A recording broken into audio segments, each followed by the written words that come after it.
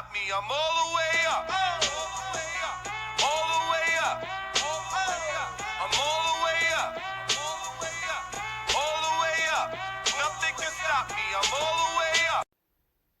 What's up, guys? This is going to be the full card breakdown for UFC Fight Night, Kattar versus Ige. It's coming up later today, 7 o'clock start time for the prelims. This is a really good card in my opinion. It's flying under the radar because it's a middle of the week card, but there's a lot of good fights. There's some betting opportunities as well.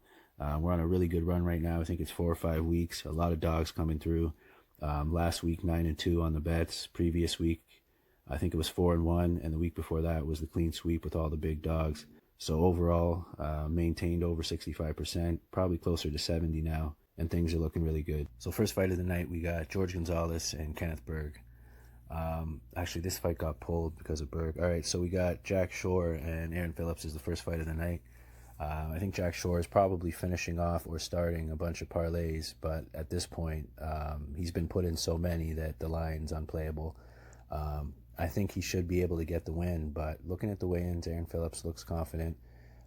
Looking at tape, though, it looks like Jack Shore does have the advantage, but not to where the line's at, right? So I'm going to take him to win. He looked good on his debut, came in and got the submission early in the first round. I'm going to take him to get it done by submission here, but Phillips looks ready. Could be a good fight, but I got Shore taking it. Next up, we got Liana Jojua and Diana Belbita, I believe it is. So looking at tape, it looks like Belbita is going to have the striking advantage here.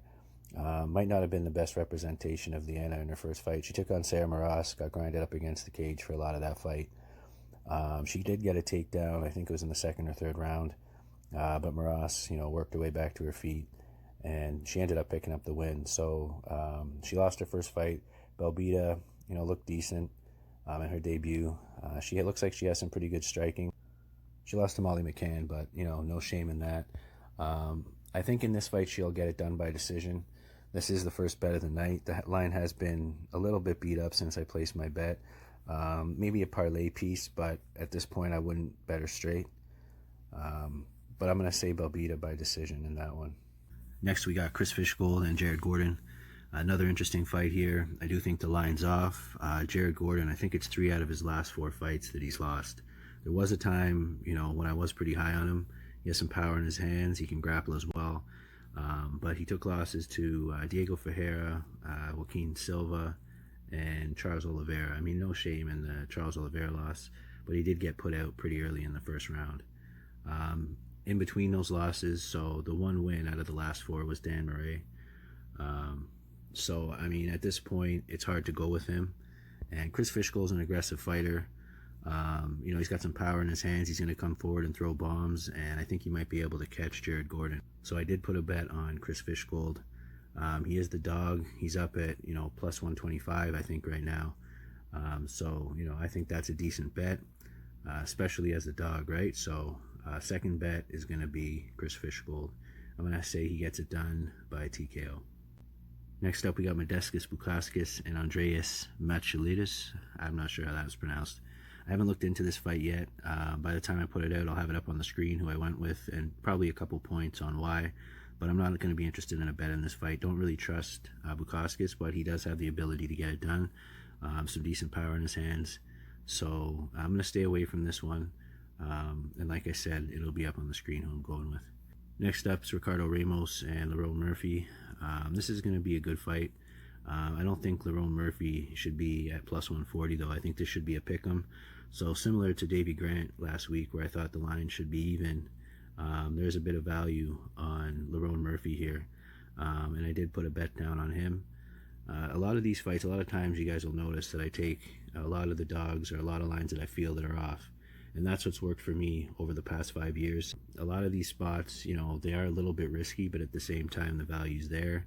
And in the long term, it is the best way to make a profit. So, second bet of the night is going to be Lerone Murphy. I feel like he's going to have the strength advantage. Ricardo Ramos might have a slight technical advantage. He is a good fighter. But, Tukov is a tough first fight, and that's who Murphy took on. Went to a split decision in his debut. So, that's impressive. I'm going to go with him here to get it done. I'll say by decision. It could be a close one, but the value's there. Next up, we got John Phillips and Kazmat Chimaev. So John Phillips, a lot of power in his hands, nicknames the White Mike Tyson. He's pulled off a lot of wins people didn't expect him to get, and he's there to fight, right? He's going to come forward. He's going to look for that knockout. Chimaev's probably going to be looking to grapple in this fight. He looks pretty well-rounded looking at tape, but at the same time, he hasn't really fought the highest level competition. So this is going to be a good test to start out his UFC career. Well, it's not a career, Dana says, right? His UFC opportunity. But John Phillips at, plus 300, it looks like there's a bit of value there. It's one of those ones where you might want to put $20. Like for me, I'm staying away from Chimaev until I see something. If he comes out here, has a good performance, proves that he can hang in the UFC, then might be somebody to look at. But until then, I'm going to stay away from it, and I'm actually going to go with John Phillips here to get the knockout in the first round. Then we got Abdul Razak Alhassan and Munir Lazzez. So this is another interesting one.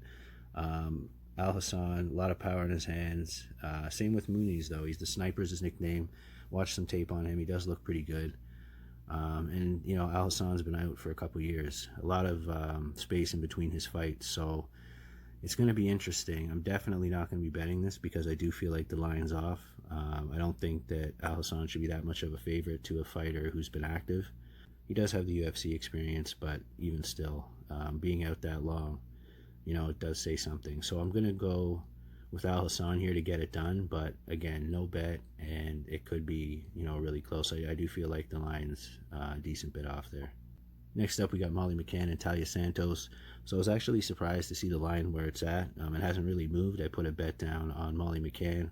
I think it was slightly better, like it was a little bit better pick'em, but the line's pretty much where it was. And I like McCann here. I think skill-wise, she's ahead of Santos. Not a lot of high-level opponents that Santos has faced, and she didn't look good in the fight that I watched. She lost to Barella, a girl that I'm not really that high on, right? So outside of that, no real notable wins on her record. Molly McCann, she's going to be aggressive. She's always there to fight. She's got pretty good hands. She can box, and I think she'll be able to pick up a decision here, but could get interesting. I do have a bet on McCann, though. Like I said, even money, I don't think that's a bad bet. I do think that she's the better fighter, so a bit of value there. And I'm going to say McCann gets it done by decision. Then we got the fight that should have been the main event, Jimmy Rivera and Cody Stamman. I don't really know how they came up with Tim Elliott and Ryan Benoit, however you want to pronounce it, as the co-main. But it is what it is. Jimmy Rivera, lost 3 out of his last 4. All high-level opponents, though. Petr Yan was one of them. I think that was his last loss. Aljamain Sterling was one of them, and Marlon Moraes. So, top of the division. He got a win over John Dodson in the last 4 there, so... and previous to that, he's beaten the who's who of the division. But, Cody Stamman, I feel like he's on the way up. And Jimmy Rivera, it's hard to say. This fight's going to be telling.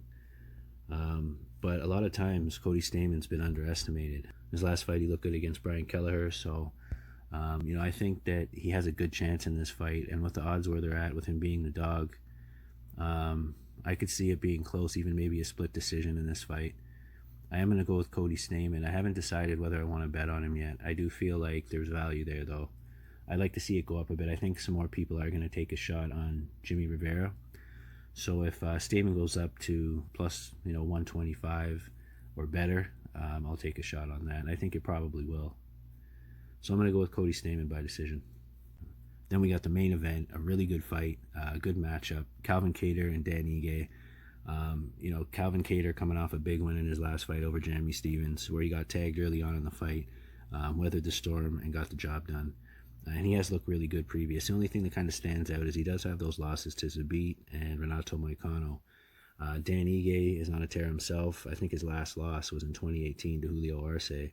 And he's been on a 6-fight tear since then. 3 of the names on that streak are Kevin Aguilar, Mirsad Bektik, and Edson Barbosa. So high-level competition there. I think at plus 250, that's a good deal. And I could see him catching Kattar. And it could go to a decision even. I don't necessarily think it will, just because these guys both throw bombs. But I'm not going to be taking the under or the over in this one. I'm just going to stay away from that. I think the value's on Ige. I don't underestimate Kattar. I mean, he could catch him. His path to victory, in my opinion, is going to be the boxing and to get that TKO. And I think Ige will stand in the pocket. I mean, he has some power as well.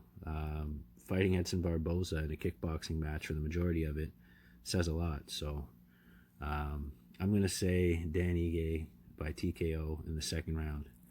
But now I'll pull up the bets real quick. First bet of the night, we got Diana Belbita, then Chris Fishgold, Lerone Murphy, Molly McCann, Cody Stamman, and Dan Ige. So a few dogs on this one. There are a couple risky bets, but in the long run, like I said, these are the type of bets to go with. So let me know who you guys have. Actually, I forgot to talk about Elliott and Benoit. So Tim Elliott's been beat up in his last couple fights. It's hard for me to go with him. I mean, he still has a bit of durability. It looked like Royval was going to TKO him a couple times before he got caught in that submission. And he just didn't look confident. Even in the stare downs, he was just always looking down. That was something that he always did, but it just looked like he was down on himself in general. He did look a lot better at the weigh-ins, I will say. But I feel like Ryan could catch him. So that's the main reason I'm staying away from this one. I'm going to say Tim Elliott by decision. But again, it could be a really good fight. That must be the only reason they were looking to put this one as the co-main event, just because they think it's going to be a war. But that's about it. I'll probably have a couple over-unders to put in with the bets. And let me know who you guys have. Should be a really good card. I'm looking forward to it. Thanks for watching, and I'll see you on the next one.